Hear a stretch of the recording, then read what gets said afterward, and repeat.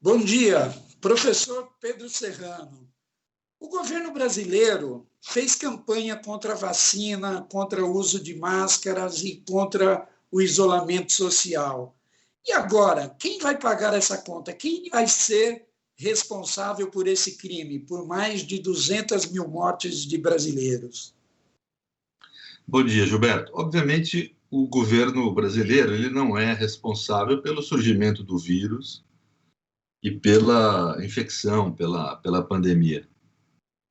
Mas ele é responsável pela inação e pelas ações adotadas durante a pandemia de forma contrária à ciência. É importante explicar para as pessoas, se você me permitir ingressar um pouco no juridiquês aqui, eu não gosto de ingressar, mas às vezes é necessário, porque nós estamos num momento muito delicado da vida nacional, e na área jurídica, como em certas outras áreas, né, quer dizer, essas formas novas de comunicação, internet e tal, elas, em geral, são positivas, né, elas ajudam muito a fluir a comunicação humana, mas às vezes prejudicam algumas questões. Uma delas é uma compreensão superficial sobre como as coisas devem ser conhecidas, sobre a cognição das questões, né?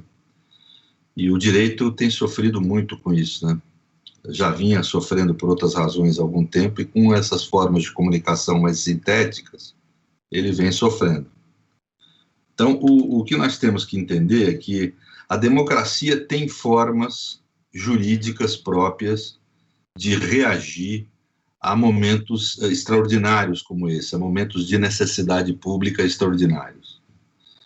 A democracia passou experiências no correr dos últimos 200 anos de situações de guerra, de situações de pandemia, como nós passamos hoje, de situações de emergência, em que ela foi desenvolvendo instituições e institutos jurídicos que foram se aperfeiçoando e foram adquirindo sabedoria político-jurídica, no sentido de saber reagir a momentos como esse, sem recair em vícios autoritários, ou seja, buscando equilibrar a necessidade de equilibrar os direitos no momento de emergência, sem com isso recair em situações de anomia.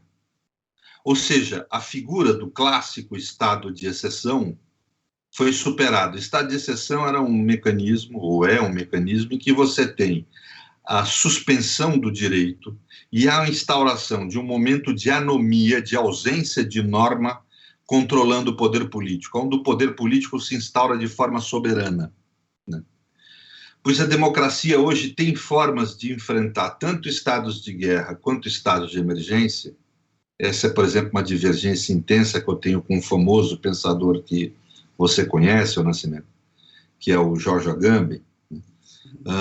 A democracia tem mecanismos de enfrentar esses momentos onde existe, sim, suspensão parcial de alguns direitos, mas não em razão do exercício do poder político soberano, mas em razão da valência superior de outros direitos, para fazer valer outros direitos. Então, por exemplo, no momento de emergência que nós temos agora, é necessário você sacrificar temporariamente uma parte no exercício da nossa liberdade comum, do nosso direito de liberdade rotineiro, em favor não do poder político soberano, mas em favor do direito à vida e à saúde.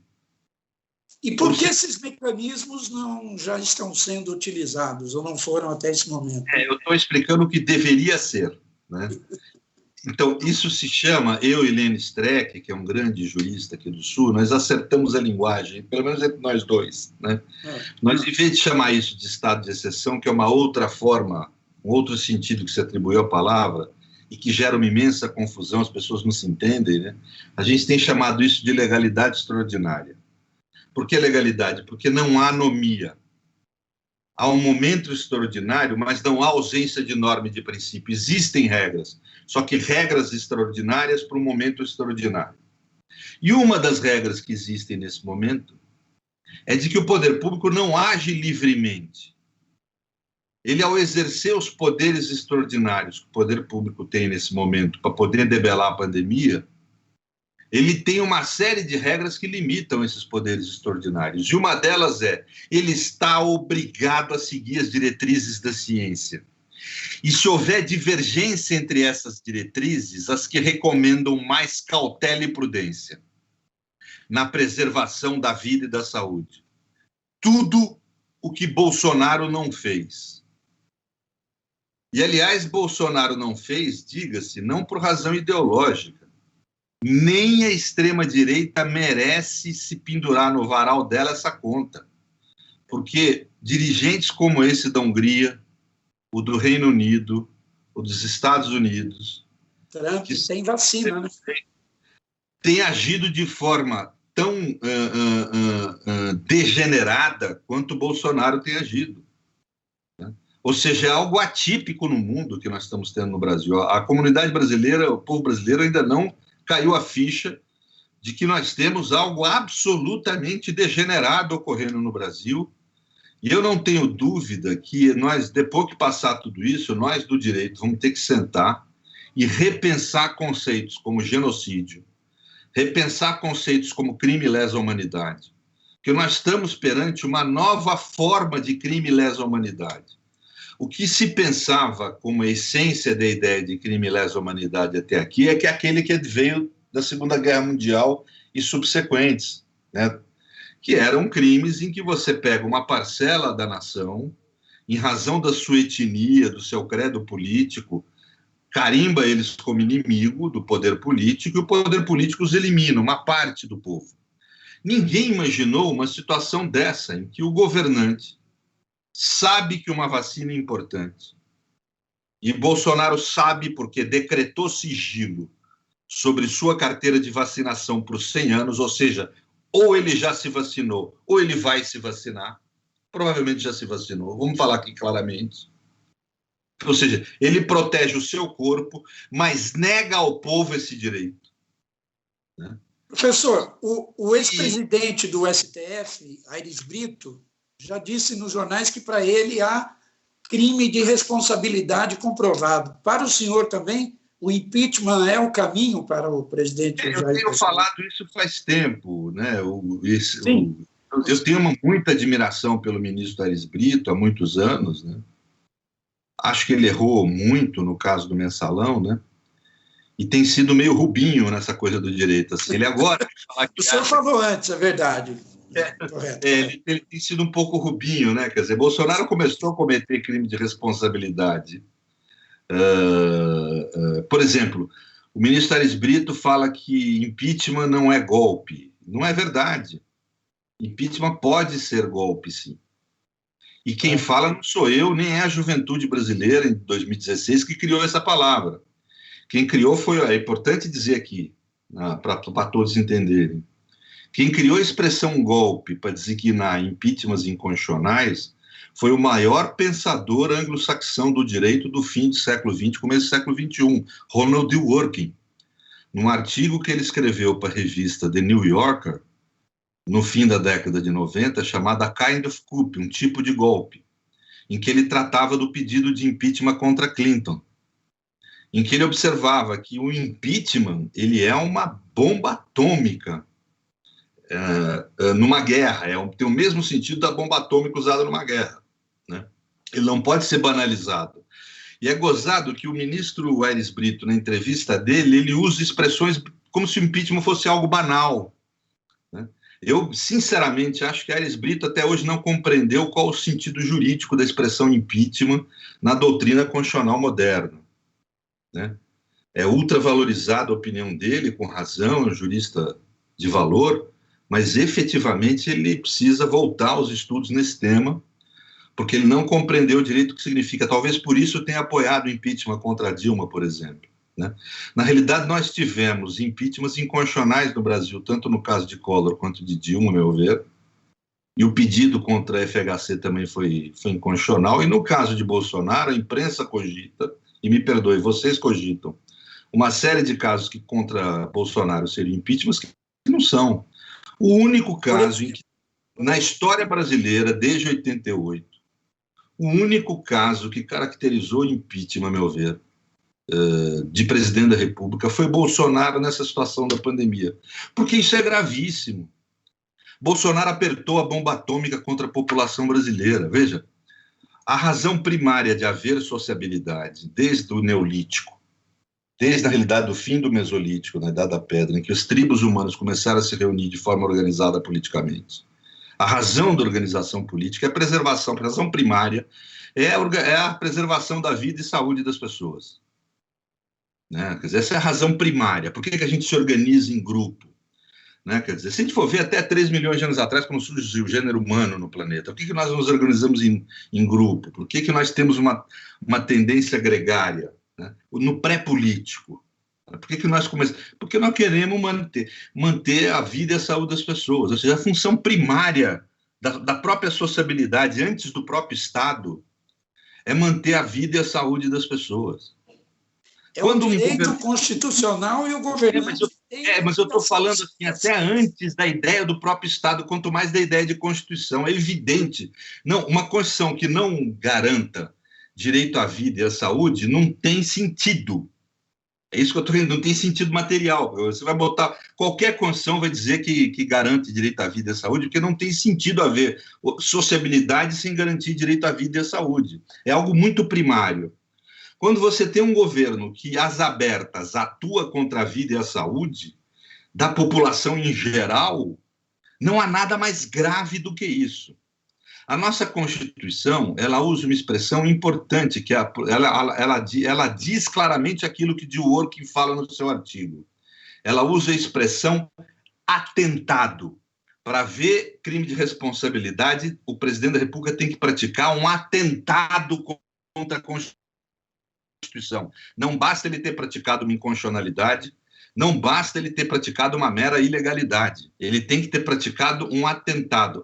Há uma tendência na doutrina brasileira a ser administrativista na interpretação da Constituição, achar que é um mero ilícito político-administrativo.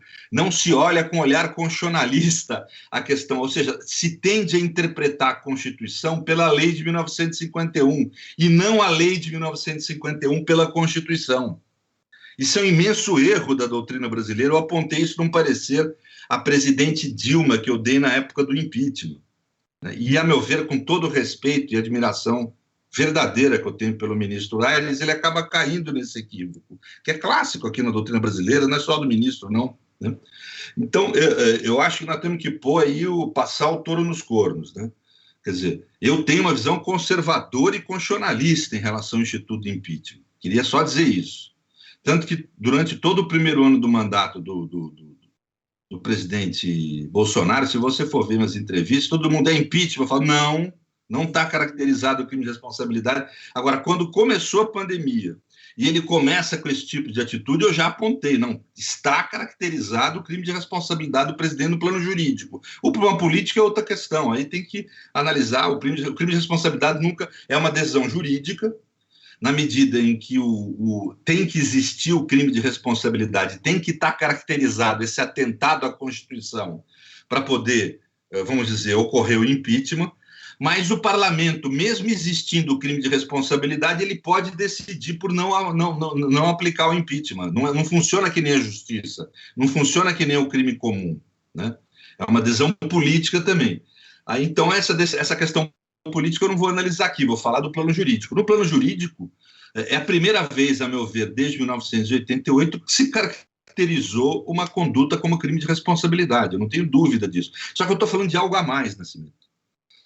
Eu acho que a conduta de Bolsonaro, se ela merecer do mundo, e eu acho que o jurista Luiz de Ferrajoli está nos convocando, alguns constitucionalistas do planeta, para irem até a Itália. O Lênin Streck comentou comigo, não, o Juarez Tavares comentou comigo ontem, para pensar a ideia de uma constituinte mundial a partir da pandemia, logo passar essa pandemia. Eu acho que tem que ser feito isso mesmo, pensar a ideia de um novo regramento mundial. Uma das coisas que nós vamos ter que pensar é essas novas formas de crime lesa humanidade. Esse homem cometeu um atentado contra a humanidade.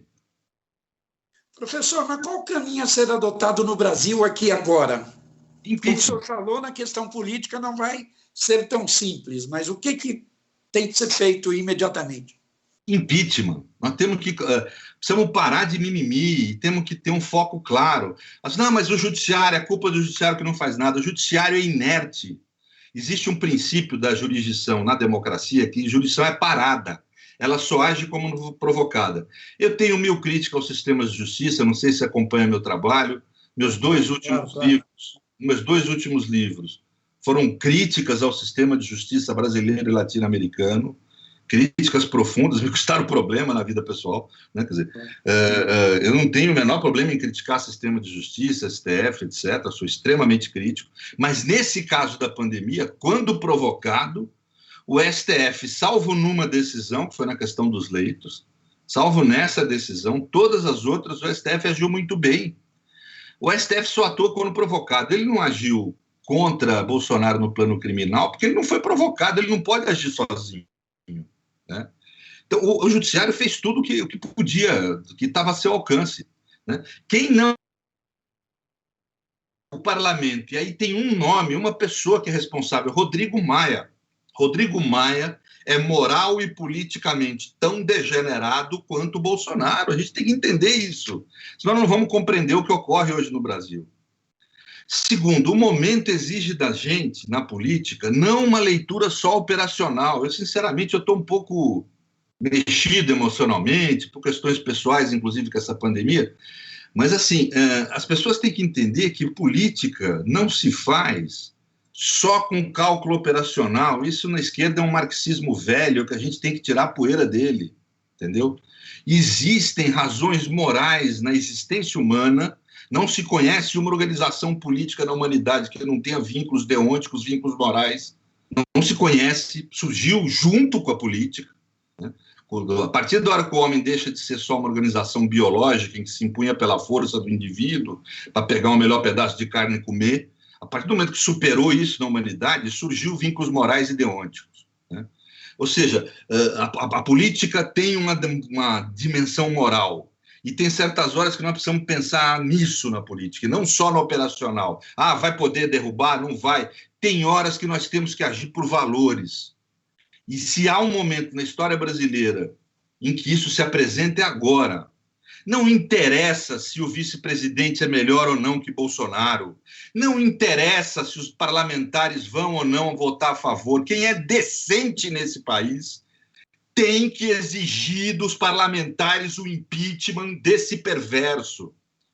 Esse homem é a degeneração de todos os valores humanos mais elementares. Nós não podemos permitir que ele permaneça como presidente da República. Todo dia nós só temos que ter uma pauta, é a pauta da má condução da pandemia por esse perverso. E isso exige impeachment, crime de responsabilidade. Nós não podemos ter outra fala como oposição. Né? Temos que ser incisivo nisso. A gente já está indo até quase para o final da entrevista. Desculpa, eu queria perguntar ao senhor. O senhor falou que o judiciário tem até respondido às ações. Agora, situações como a do Amazonas, dezenas de pessoas, centenas, morrendo por falta de oxigênio, e, ao mesmo tempo, o ministro da Saúde vai ao Estado 4 dias antes com uma comitiva de médicos para fazer propaganda da cloroquina, que é um medicamento que o mundo inteiro, a Organização Mundial da Saúde, já deixou bem claro que não tem eficácia alguma comprovada. Eu imagino que se fosse a Dilma fazendo isso, acho que ela caía no dia seguinte. Não tem que se dar resposta imediata a ações como essa? Sim, mas é que não cabe ao Supremo agir nesse ponto de vista. Quem tem que agir é a Polícia Federal, é o Ministério Público, que estão quietos, estão sem agir.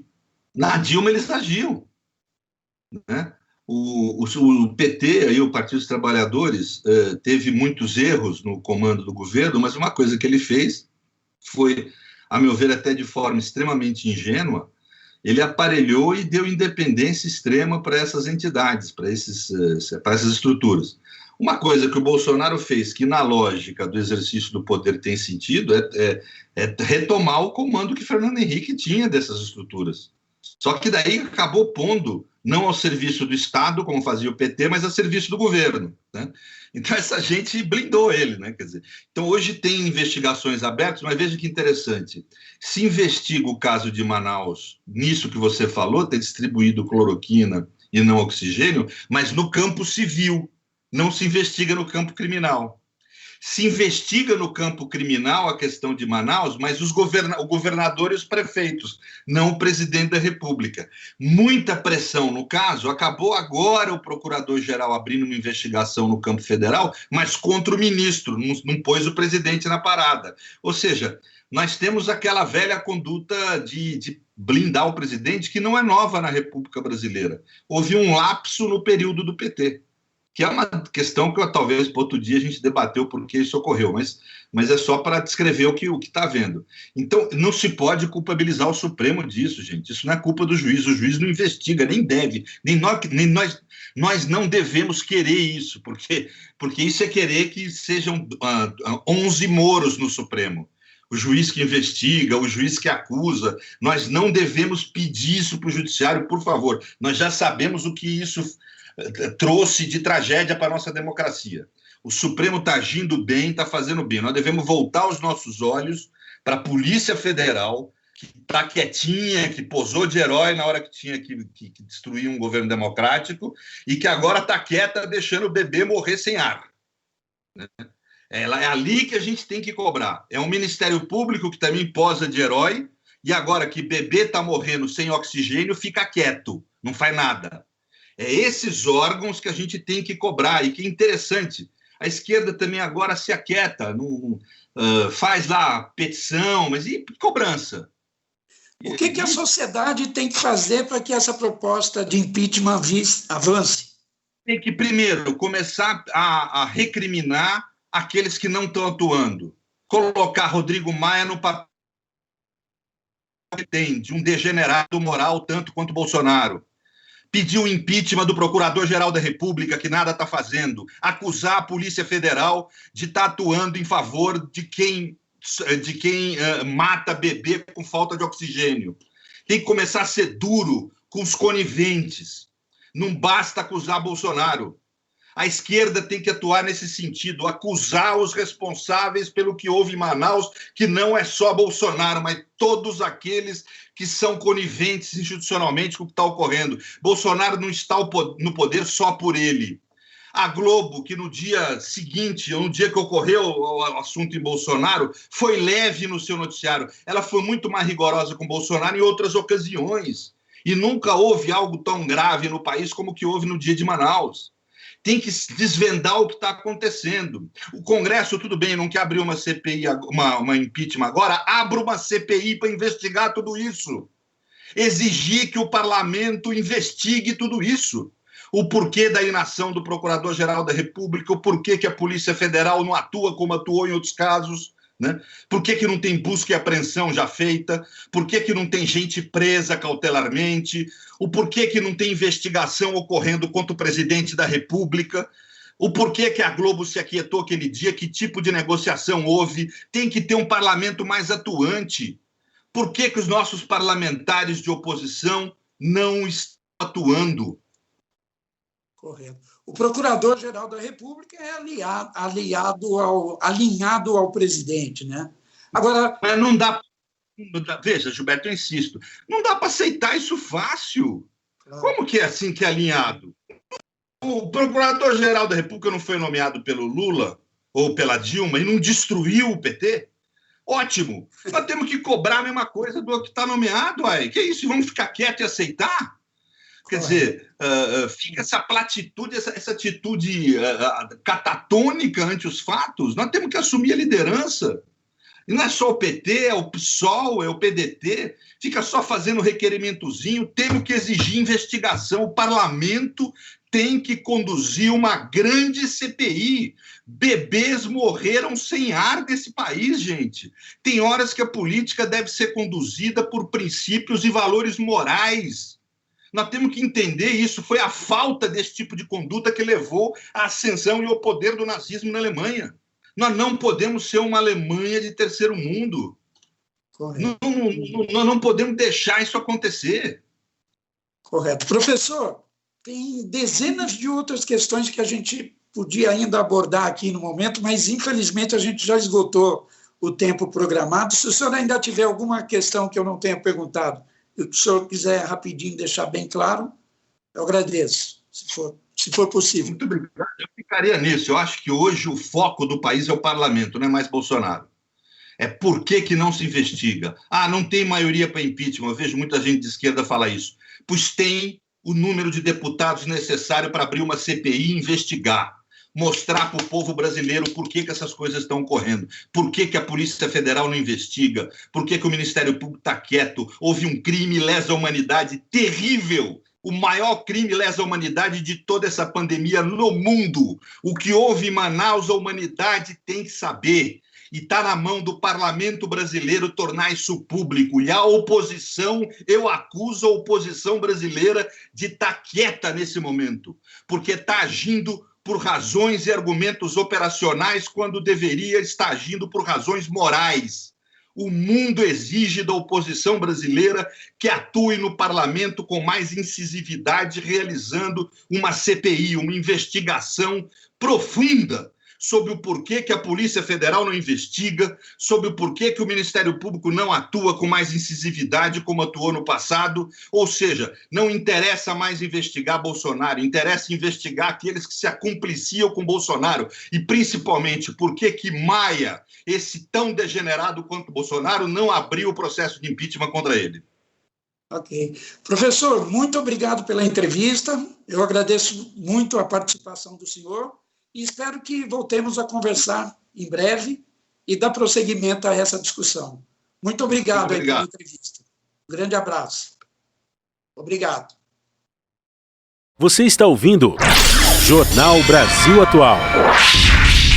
As notícias que os outros não dão.